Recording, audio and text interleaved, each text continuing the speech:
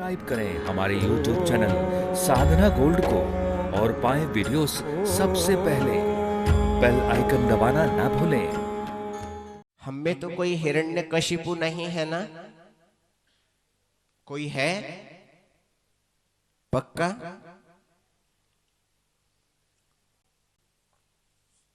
देखो, हम जानते हैं कि आप हिरण्यकशिपु नहीं हो, परंतु हम ये भी जान रहे हैं कि प्रहलाद जी हमारे घर में नहीं है। या प्रहलाद जी हैं? यदि प्रहलाद जी होंगे तो हिरण्यकशिपु तो निश्चित रूप से होंगे। बिना हिरण्यकशिपु के प्रहलाद जी महाराज कहां से आएंगे? तो बतलाओ। अस्तु,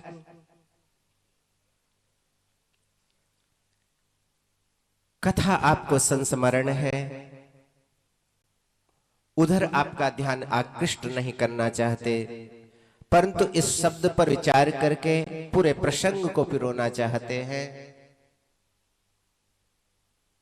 हिरण्यकशिपु को हम लोग गाली दिया करते हैं, बहुत खराब व्यक्ति है,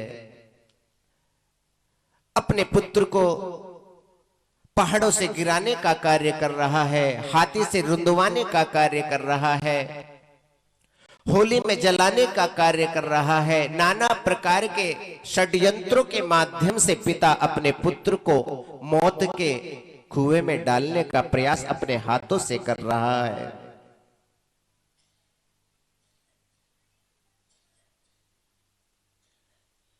उस समय तो कलयुग नहीं था ना? जबकि ये कथा है, उस समय तो कलयुग नहीं था। उस समय में भी पिता के मन में इस प्रकार के भाव, कुत्सित भाव यदि जागृत हो रहे हैं, तो इसका मतलब है कि आज के समय तो बहुत ही अच्छा है। पिता के मन में इस प्रकार के भाव उत्पन्न नहीं होते। कदाचित किसी के हो भी जाए तो समाज सुधारने का प्रयास कर देता है, समाज उसको सुधार दिया करता है, परंतु उस समय एक हिरण्यकशिपु और एक प्रहलाद थे। और आज प्रत्येक घर के अंदर हिरण्यकशिपु बढ़ते चले जा रहे हैं, परंतु आंखों से दिखलाई नहीं पड़ रहे हैं। बस यही सबसे बड़ा अंतर है, यही सबसे बड़ा अंतर है। कितने लोग हैं जो हिरण्य मने धन को प्यार नहीं करते? आप लोग धन को तो नहीं चाहते हो ना? व्यवसाय आप लोग करते होंगे, धर्म के लिए करते होंगे। जो भी पैसा आएगा वो पूरे का पूरा हम धर्म में लगा देंगे, अपने लिए कुछ नहीं रखेंगे। क्योंकि शास्त्र कहते हैं गृहस्थी को केवल 2 समय तक के भोजन का धन रखना चाहिए, तीसरे समय का पैसा आते ही कुटिया में पहुंचा देना। शास्त्र कह रहे, हम नहीं कह रहे। कहने का अभिप्राय हिरण्य मने द्रव्य, द्रव्य में धन भी आता है, स्वर्ण भी आता है, वस्त्र भी आते हैं, मकान भी आता है, दुकान भी आती है। और जिसको देख करके मन हमारा ललचाने लग जाए कि ये वस्तु तो मेरे पास में होनी चाहिए, वही हिरण्य नाम से जाना जाता है। ये मनोवृत्ति जिसकी जिसके जीवन में है, सज्जनों, वही व्यक्ति आज इस संसार में हिरण्यकशिपु है। कौन है? वही हिरण्यकशिपु है जिसके मन में पूरे संसार के धन को समेटने की कोशिश हो। बोले ये पूरे का पूरा धन मेरे पास आ जाए, अच्छे भवन को देख करके मन ललचाने लग जाए, मेरा भवन ऐसा होना चाहिए, ये गाड़ी तो मेरे पास होने चाहिए।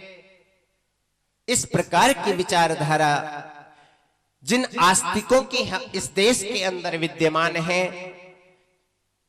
सज्जनों, वो उस हिरण्यकशिपु से कम नहीं है, क्योंकि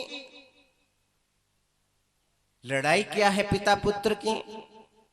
पुत्र कहता है इस संसार को बनाने वाले, चलाने वाले मेरे श्रीमन नारायण हैं, और हिरण्यकशिपु कहते हैं इस संसार को बनाने वाला, इसका पालन करने वाला कोई परमात्मा नहीं, अपितु मैं हूं। लड़ाई मेरी और मैं की है और तुम की है, परंतु दोनों को हटा दो तो हम बन जाया करते हैं। न मैं रहो न तुम रहो, अपितु क्या हो जाओ? हम हो जाएं। यदि हम हो जाएंगे तो समष्टि, ये जो एक एक व्यक्ति है, ये पूरे समष्टि का रूप धारण कर लेगा, कल्याण हो जाएगा। तो कहने का अभिप्राय सज्जनों, उस हिरण्यकशिपु की प्रवृत्ति को हमको त्यागना है। हिरण्यकशिपु की प्रवृत्ति को यदि हमने त्याग दिया तो आप प्रहलाद हो जाओगे। नाम सुनकर के ही अंदर से आह्लाद उत्पन्न हो जाएगा, इसलिए प्रहलाद बनने की आवश्यकता है।